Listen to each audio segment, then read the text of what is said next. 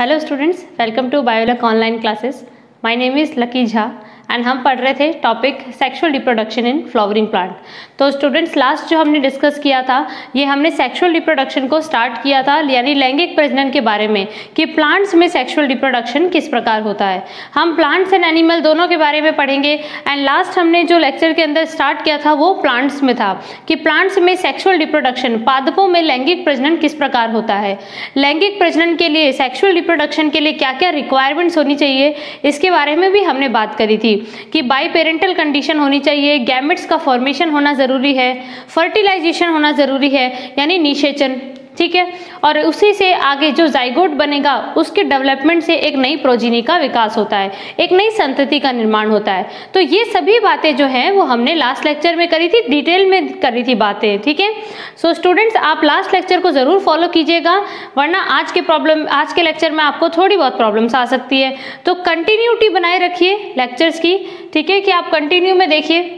तो देखिए student, sexual reproduction जो हम फ्लावरिंग प्लांट्स के अंदर हम बात कर रहे थे, तो देखिए आज हम पढ़ेंगे इसका मेल रिप्रोडक्टिव पार्ट। आज का टॉपिक है हमारा male reproductive part. Male reproductive part, नर प्रजनन भाग। देखिए फ्लावरिंग प्लांट जो है, जो पुष्पीय पादप होते हैं, उनमें मेल रिप्रोडक्टिव पार्ट, ठीक है, जो मेल रिप्रोडक्टिव पार्ट है, अच्छे से समझिएगा, इसे कहा जाता है एंड्रोशियम, ठीक है ना। क्या कहते हैं? एंड्रोशियम, पुमंग, ठीक है ना, क्या कहेंगे? पुमंग। एंड एंड्रोशियम की यूनिट, इसकी यूनिट जो है, इकाई कहलाती है, इसकी यूनिट है, एंड्रोशियम की यूनिट कहलाती है स्टेमन, ठीक है ना, क्या कहलाती है? स्टेमन, एक पुंकेसर, ठीक है। तो बात को अच्छे से समझिएगा। एक फ्लावर के अंदर जो पुंकेसर होता है, जो स्टेमन है, वो एंड्रोशियम की यूनिट होती है। स्टेमन कुछ इस तरीके से आपको देखने को मिलेंगे, ठीक है। ये स्टेमन की स्ट्रक्चर है कि नॉर्मल सी हम एक स्ट्रक्चर बनाएं स्टेमन की, एक पुंकेसर की, तो इस प्रकार से आपको एक पुंकेसर देखने को मिलेगा, ठीक है। इसकी थोड़ी डिटेल में स्ट्रक्चर देखेंगे हम अच्छे से। देखिए स्टूडेंट, यहाँ पर क्या होगा कि जो पूरा का पूरा एंड्रोशियम है, ठीक है ना, एक पूरा का पूरा जो एंड्रोशियम है, वैसे तो एंड्रोशियम को कहते हैं ग्रुप ऑफ स्टेमन। पुंकेसरों का जो समूह होता है वही पुमंग कहलाता है, ठीक है।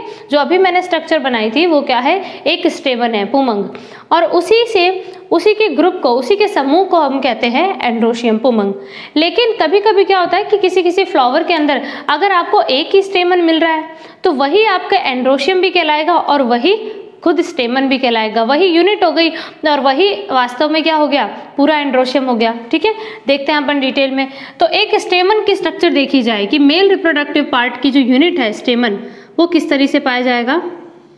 तो सबसे पहले तो स्टेमन में ऊपर की तरफ आपको दो लोब्स नजर आएंगी, दो पालियां नजर आएगी, और साथ ही साथ में इस तरीके से ये एक स्ट्रक्चर आपको देखने को मिलेगी। देखिए अच्छे से, ठीक है। तो ये एक आपके कंप्लीट क्या है? ये एक कंप्लीट स्टेमन है, ठीक है, एक पुंकेसर की ये संरचना है। तो आप यहाँ पर अच्छे से समझिएगा कि इसके अंदर ये जो आपको दो पालियां नजर आ रही है, जो दो लोब नजर आ रही हैं, ठीक है ना, तो ये हो गया आपके एंथर, ठीक है ना, क्या हो गया? एंथर, पराग कोश कहते हैं इसको, एंथर यानी पराग कोश, ठीक है। इसके नीचे की तरफ आप हमें यहाँ पर एक जो लॉन्गिट्यूडनल स्ट्रक्चर नजर आ रही है, बिल्कुल एक लंबी सी संरचना है, इसे कहते हैं फिलामेंट, ठीक है ना। ये क्या होगा? फिलामेंट, तंतु। तो स्टेमन का फर्स्ट पार्ट तो हो गया एंथर, जो आपको बाइलोब्ड नजर आ रहा है, द्विपालित संरचना नजर आ रही है कि दो लोब्स जो हैं वो आपस में जुड़ी हुई है, ठीक है। तो ये दो लोब्स हैं, बाइलोब्ड एंथर है, साथ ही साथ में एक लॉन्गिट्यूडनल जो स्ट्रक्चर है ये है फिलामेंट, इसको फिलामेंट कहा जाता है, ठीक है।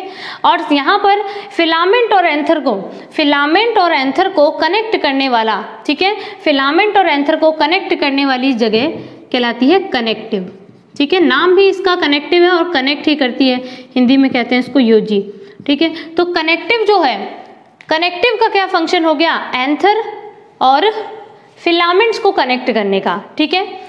फिलामेंट का क्या फंक्शन है? फिलामेंट का फंक्शन है कि जो फ्लावर का जो थैलेमस होता है, लास्ट लेक्चर में हमने बात करी थी कि फ्लावर में ये पेडिसिल है, फिर ये थैलेमस है और इसी थैलेमस से सारी स्ट्रक्चर्स जुड़ी हुई हैं। जैसे हम बात करें यहाँ पर, है ना, लास्ट बताया था कि ये पेटल्स हो गई, ठीक है, ये पेटल्स होंगी जो भी थैलेमस से जुड़ी हुई है, ठीक है। ये तो रफ डायग्राम है एक तरह से। लास्ट हमने लेक्चर के अंदर बात करी थी कि फ्लावर में क्या क्या स्ट्रक्चर्स होती हैं, ठीक है। तो जो यहाँ पर देखिए फीमेल पार्ट, ये फीमेल रिप्रोडक्टिव पार्ट यानी गाइनोशियम भी थैलेमस से जुड़ा हुआ है। स्टेमन जो है पुंकेसर वो भी किससे जुड़े हुए हैं? थैलेमस से जुड़े हुए हैं। तो ये वाला पार्ट आपके थैलेमस है, पुष्पासन है, ठीक है, पुष्पासन हो गया। तो फिलामेंट का काम होता है कि जो स्टेमन है, जो पुंकेसर है, उसको थैलेमस से अटैच करके रखने का, ठीक है ना। तो कनेक्टिव तो किसके बीच में कनेक्शन का काम कर रहा है? एंथर और फिलामेंट के बीच में।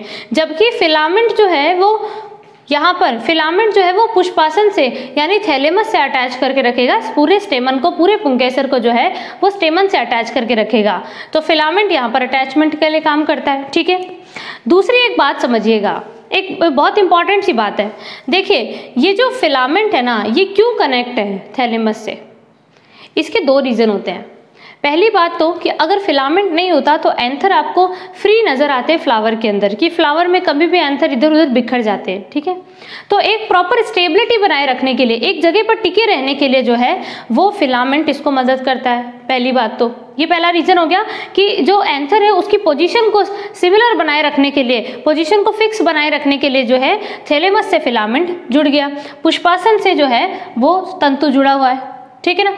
दूसरी बात ये एक बात समझना, जो फ्लावर होता है ना हमारा, फ्लावर आपकी ब्रांच से कनेक्ट है, ठीक है ना, लीफ से हम कह दें, लीफ से या फिर आपके स्टेम से कनेक्ट है एक तरीके से, ठीक है। सभी का कनेक्शन चलता रहता है। तो स्टेम से लीफ कनेक्ट है, लीफ और स्टेम से जो है वो क्या कनेक्ट है? फ्लावर। तो एक बात समझिएगा, जो हमारे स्टेम है ना, स्टेम के अंदर, रूट्स के अंदर आपको वेस्कुलर टिश्यू नजर आते हैं, यानी जाइलम और फ्लोएम जो है, ठीक है ना, संवहन ऊतक कहते हैं इसको, वेस्कुलर टिश्यू। तो जाइलम एंड फ्लोएम जो है वो वेस्कुलर टिश्यू है, वो वाटर, मिनरल और फूड का इसका कंडक्शन करवाते हैं, ठीक है ना। तो जाइलम जो है ना, जैसे जाइलम फ्लोएम और आप जाइलम और फ्लोएम है, तो वाटर और मिनरल का कंडक्शन स्टेम, रूट से होते हुए, स्टेम से होते हुए फ्लावर तक पहुंचे, फ्लावर के सारे पार्ट तक पहुंचेगा। जो भी इसके फ्लावर के पेडिसिल से कनेक्ट है, जैसे पेडिसिल से थैलेमस कनेक्ट है, थैलेमस से फिलामेंट कनेक्ट है, तो मतलब जाइलम के थ्रू जो वाटर और मिनरल ट्रांसपोर्टेशन हो रहा है, रूट से लेकर के पूरे फ्लावर तक आ गया, ठीक है। तो उसी प्रकार से फ्लोएम के थ्रू जो लीफ जो फूड बना रही है वो फ्लोएम के थ्रू भी फ्लावर को देगी।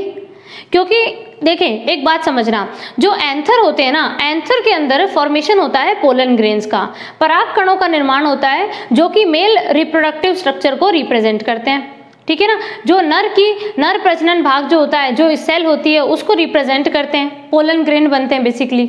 तो एंथर के अंदर जो पराग कण बनेंगे, जो पोलन ग्रेन बनेंगे, उनको बनने के लिए न्यूट्रिशन की रिक्वायरमेंट है ना। तो न्यूट्रिशन जो है उनको कहाँ से मिलेगा? वो तो जाइलम फ्लोएम और जाइलम और फ्लोएम ही कंडक्ट करवा रहे हैं। तो जाइलम और फ्लोएम रूट से, स्टेम से, लीफ से होते हुए फ्लावर में भी अपना न्यूट्रिशन पहुंचाएंगे। तो इसी कारण से ये जो पेडिसिल होता है फ्लावर का, जो पुष्पवृंत है पेडिसिल, ये भी जाइलम फ्लोएम, स्टेम के जाइलम फ्लोएम से जो है वो फूड और वाटर मिनरल लेगा। पेडिसिल पुष्पवृंत, इसको क्या कहते हैं? पुष्पवृंत। लास्ट लेक्चर में हम बात कर चुके हैं, ठीक है। और साथ ही साथ में कि जो फिलामेंट इससे कनेक्ट होगा, तो फिलामेंट के अंदर भी क्या पाए जाएंगे? जाइलम और फ्लोएम, ठीक है। तो वाटर और मिनरल और फूड का कंडक्शन प्लांट के हर पार्ट में होना जरूरी है। इसी कारण से कोई भी फिलामेंट लाइक स्ट्रक्चर आपको नजर आती है तो कहने का मतलब उसमें कंडक्शन हो रहा है। जाइलम पाए जा रहे हैं, वाटर मिनरल कंडक्शन अच्छे से चल रहा है, जल और खनिज लवणों का संवहन जाइलम के द्वारा। फ्लोएम पाया जा रहा है, तो फ्लोएम के थ्रू जो है वो आपको फूड का कंडक्शन देखने को मिलेगा। तो फिलामेंट जो है ना वो थैलेमस से अटैच करता है, ये तो सब जानते हैं। क्यों अटैच करता है? तो क्योंकि न्यूट्रिशन के लिए। केवल ये नहीं कि इसकी पोजीशन को फिक्स बना दिया कि एंथर जो है वो इधर उधर कहीं ना जाए, ठीक है, पोजीशन भी फिक्स है, लेकिन साथ साथ मेन रीजन तो है कि ताकि न्यूट्रिशन प्रॉपर मिल सके, ठीक है ना, जाइलम फ्लोएम से कनेक्ट करने के लिए। अपन अभी डिटेल में बात करेंगे, तो आप अच्छे से इस डायग्राम को देखिए। फिलामेंट जो है ना वो कनेक्टिव के थ्रू होते हुए एंथर की दोनों लोब से अटैच हो रखा है, ठीक है, तो फिलामेंट का काम हमें समझ आ गया, एंथर का काम समझ आ गया। अब आते हैं अपन फिलामेंट और कनेक्टिव का। अब आते हैं अपन एंथर के ऊपर कि परागकोश जो है इसका क्या काम है। ध्यान रखिएगा कि ये जो एंथर है इनके अंदर पोलन ग्रेन का फॉर्मेशन होता है। किसका? पोलन ग्रेन, पराग कणों का, ठीक है ना। ये मेल रिप्रोडक्टिव सेल को रिप्रेजेंट करते हैं, ठीक है ना, कि मादा नर प्रजनन भाग जो है उसकी कोशिका को प्रदर्शित करेंगे, लेकिन वास्तव में ये नर युग्मक नहीं होते, ये मेल गैमेट नहीं होते, ये भी अपन आगे डिस्कस करेंगे। तो कुल मिला के बात ये है कि अभी मेल रिप्रोडक्टिव जो स्ट्रक्चर है, जो नर प्रजनन भाग की जो कोशिका है वो पोलन ग्रेन कहलाती है, परागकण। और परागकण का बनना ही सबसे इम्पॉर्टेंट चीज़ है यहाँ पर मेल रिप्रोडक्टिव पार्ट के लिए, ठीक है ना। कि एंड्रोशियम क्यों पढ़ रहे हैं अपन? एंड्रोशियम इसलिए पढ़ रहे हैं बिकॉज हमें पोलन ग्रेन चाहिए, परागकणों का निर्माण होना चाहिए। तो परागकणों के निर्माण के लिए एंथर पाया जाता है। एंथर के अंदर जो है वो क्या होगा? परागकणों का निर्माण होगा, पोलन ग्रेन का फॉर्मेशन होगा। ये बात आपको समझ आ जाएगी, है ना, बहुत ही ईजी सा है। अब देखिए नेक्स्ट, जब हम एंथर की डिटेल में स्ट्रक्चर देखते हैं तो वास्तव में क्या है, आप एक बात समझिएगा। अभी हम इस एंथर के लिए कह सकते हैं कि anther is bilobed, anther is bilobed, या फिर इसको अपन कहते हैं डाइथीकस। क्या कह सकते हैं? डाइथीकस। एक बात समझना, जो परागकोश होता है ना वो द्विपालित है। परागकोश क्या है? परागकोश द्विपालित संरचना है, ठीक है, बायलोब्ड स्ट्रक्चर है। इसमें जो ये जो एक लोब देखने को मिल रही है ना, 2 लोब्स आपको दिख रही है, तो हर एक लोब को जो है ना वो पाली भी बोल सकते हो, लोब भी कह सकते हो, और इसी स्ट्रक्चर को हम थीका भी कह सकते हैं। क्या कह सकते हैं? थीका। तो यहाँ पर डाइथीकस बोल दिया हमने क्योंकि 2 है, थीका, है ना, और लोब डिस्ले का है क्योंकि लोब भी आपको 2 मिल रही है, थीका और लोब एक को ही कहा गया है, ठीक है। तो यहाँ पर एंथर जो होता है वो बायलोब्ड होता है। लेकिन जब हम इसकी इंटरनल स्ट्रक्चर देखें, ठीक है ना, इंटरनल स्ट्रक्चर, आंतरिक संरचना के बारे में पढ़ें, तो देखिए कुछ इस तरीके से एंथर नजर आता है आपको।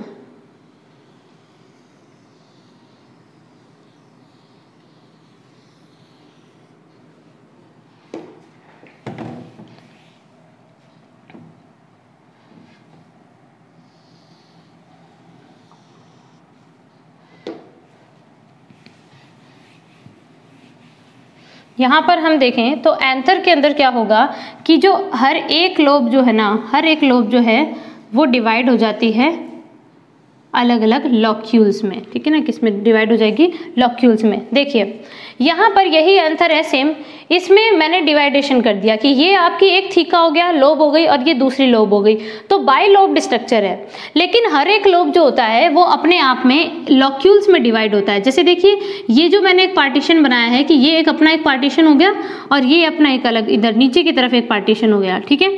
तो इसको अपन कहते हैं लॉक्यूल्स, ठीक है ना। क्या कहते हैं इनको? कोष्टक कहा जाता है, लॉक्यूल्स।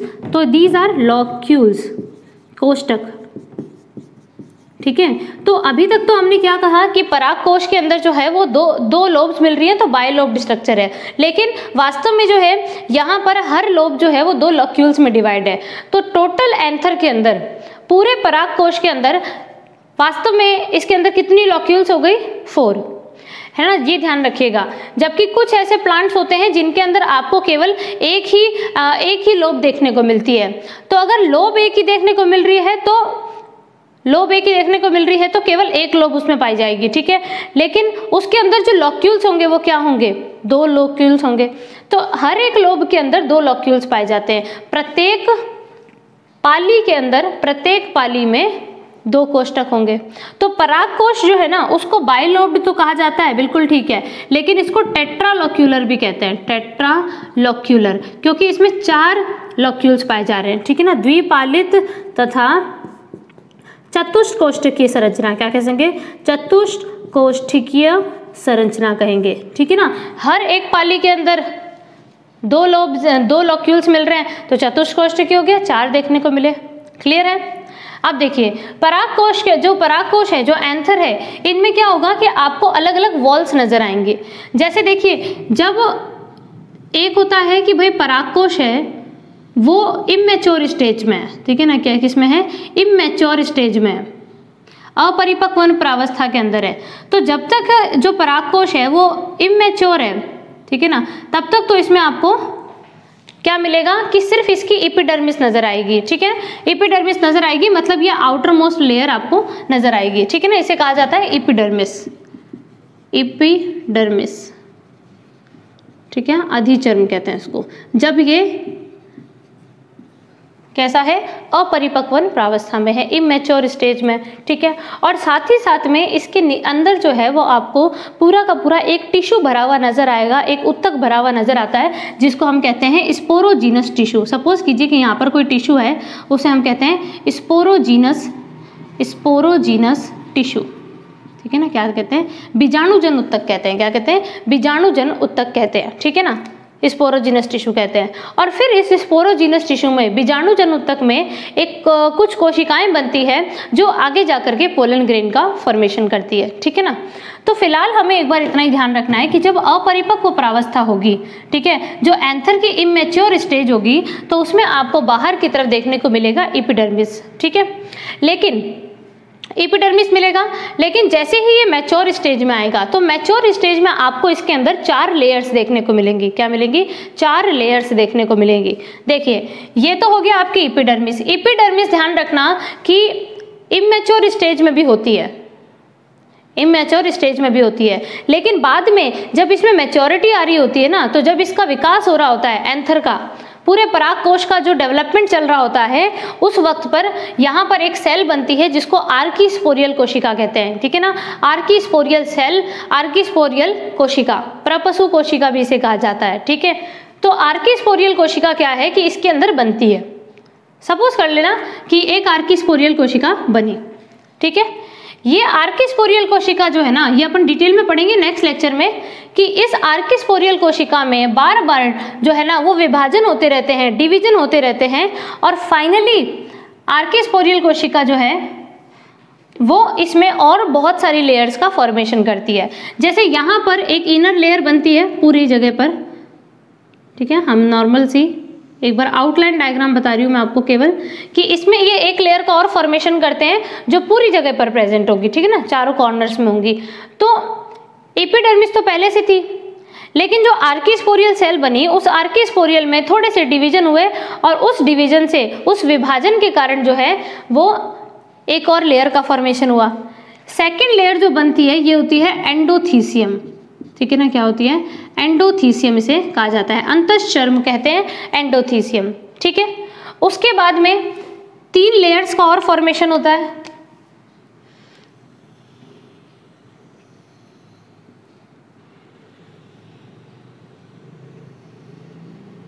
अच्छे से समझिएगा, ठीक है ना। एंडोथीसियम जो है ना वो बनी है, आर्कीस्पोरियल कोशिका बनी, तब जाके एंडोथीसियम का फॉर्मेशन हुआ। डायरेक्ट आर्कीस्पोरियल नहीं बना देगी वॉल्स को, ठीक है ना, वो उसमें भी कुछ विभाजन होते हैं, वो अपन आगे डिस्कस करेंगे। तो मेनली जब आर्कीस्पोरियल कोशिका बनी तो उससे पता चल जाएगा कि आगे की और लेयर्स डेवलप होने वाली है, लेकिन एपिडर्मिस को बनाने में आर्कीस्पोरियल कोशिका का कोई रोल नहीं होता।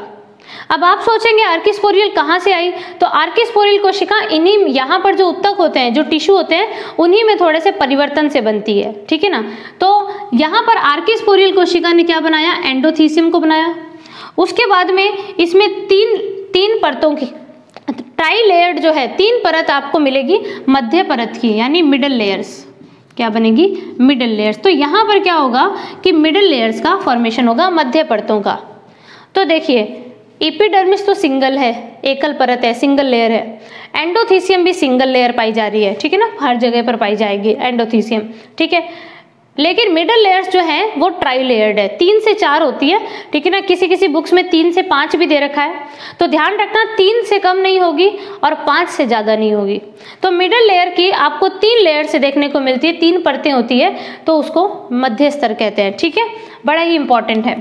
फंक्शन अपन देखेंगे इसके क्या है। फिर सबसे अंदर की तरफ एक लेयर बनती है, सिंगल लेयर होती है, उसको कहते हैं टैपिटम, वेरी वेरी इंपॉर्टेंट, ठीक है, टैपिटम।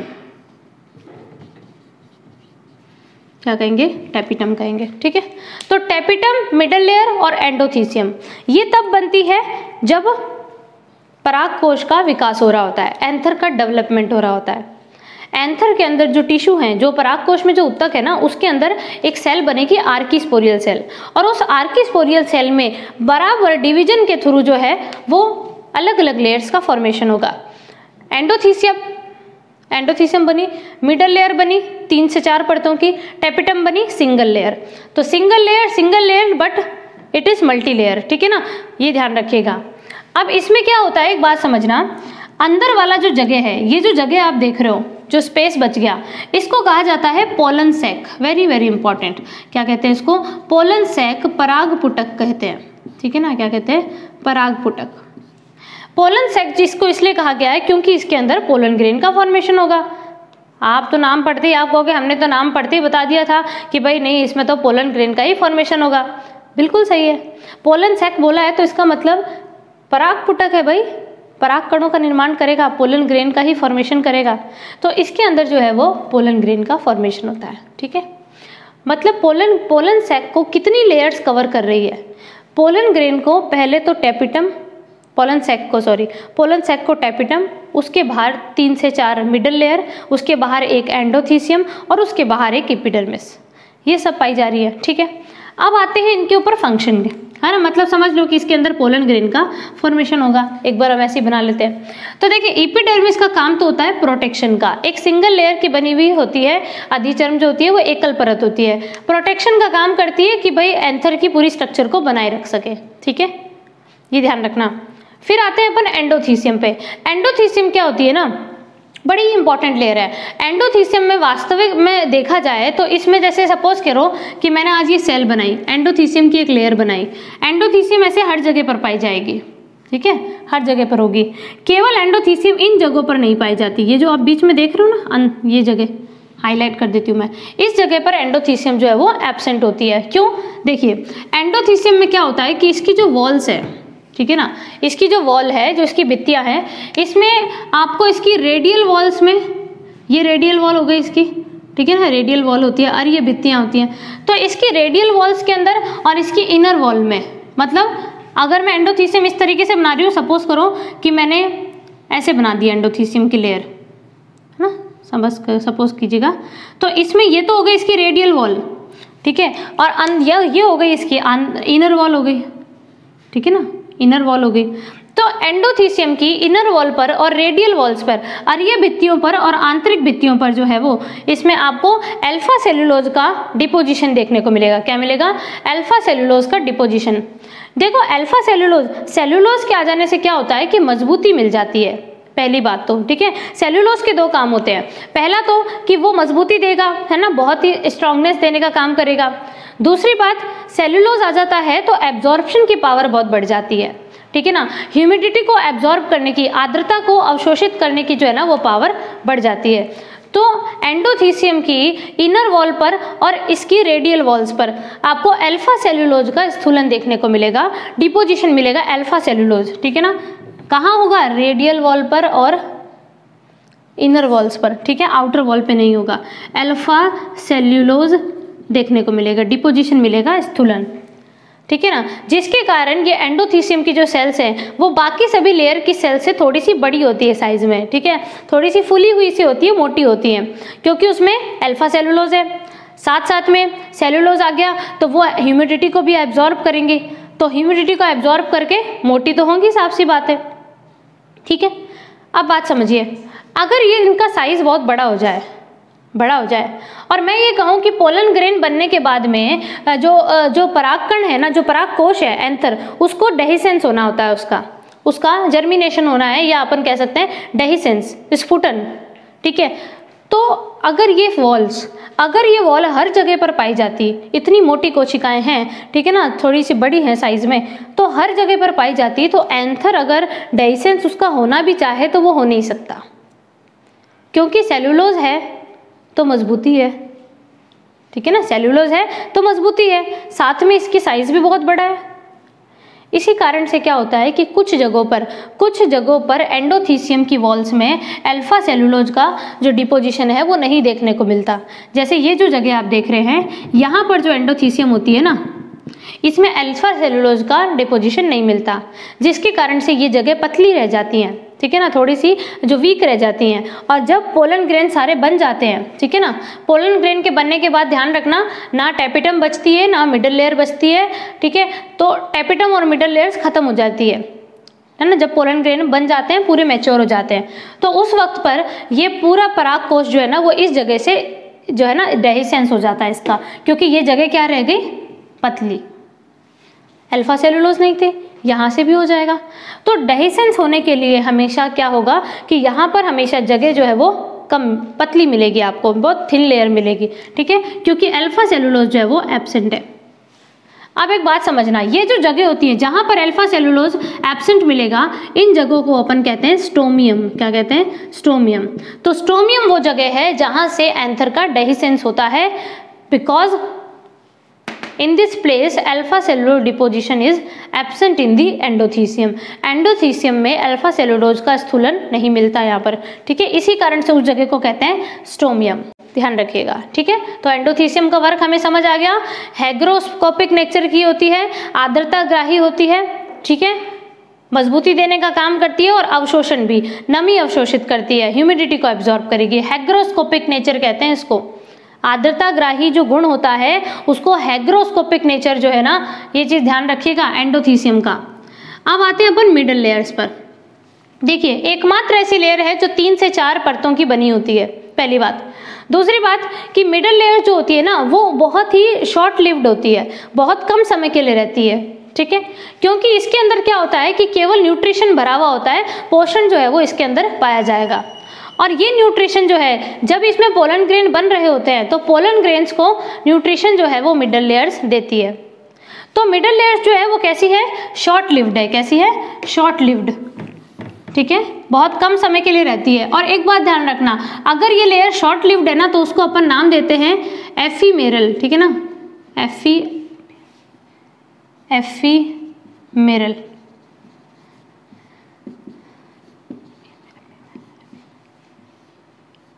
तो एफीमेरल लेयर किसको कहते हैं, एफीमेरल का मतलब होता है कि जो शॉर्ट लिव्ड लेयर है, ठीक है ना, कुछ समय तक ही रहेगी उसके बाद वो नष्ट हो जाएगी। तो एफीमेरल लेयर कौन सी होती है, मिडल लेयर्स होती है, बहुत ही कम समय के लिए जीवित रहती है। सारा न्यूट्रिशन जितना भी इसमें पोषण होता है वो टेपिटम को दे देते हैं, और टेपिटम जो है वो अंदर जो पोलन ग्रेन्स बन रहे हैं, ठीक है ना, पोलन ग्रेन को माइक्रोस्पोर भी कहा जाता है।